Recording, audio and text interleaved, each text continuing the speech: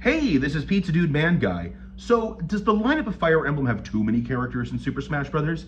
Yeah, probably. If you're looking to a future where you don't need to bring back every single veteran, that's probably a place where you can make some edits.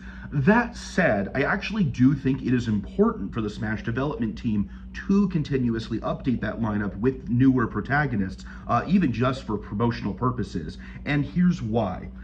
On top of everything else it is, Smash Brothers is a marketing tool, right? It introduces a lot of people to other video games and other series that they may have never heard of. It introduced a lot of us to Fire Emblem.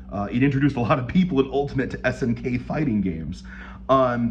Now, for a series like Mario or Zelda, that connection and familiarity with the characters is always going to be there, right? You can play as Mario and play as Link in Super Smash Brothers, then go pick up a Mario game or pick up a Zelda game and play as them in those games. That doesn't work for Fire Emblem. Every single entry in Fire Emblem is a completely different world with completely different characters. So just because you liked Marth in Smash Brothers and were introduced to Fire Emblem that way, doesn't mean that you're gonna be as motivated. That connection's not gonna be there with the same characters. And on top of that, it's just not gonna please everybody either. I myself, I say that I'm a big Fire Emblem fan, but really that only extends to Awakening, Fates, and Three Houses. I've tried a lot of the older Fire Emblems and they just don't do it for me, so I'm not gonna be pleased with a Fire Emblem roster that's just the older characters. I need newer ones from the games that I actually care about.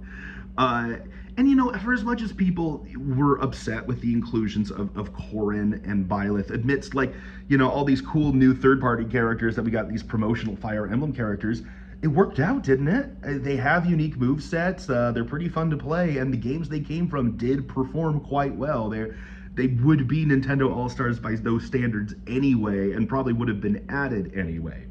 Now, like I said, the key word here is updating the Fire Emblem lineup.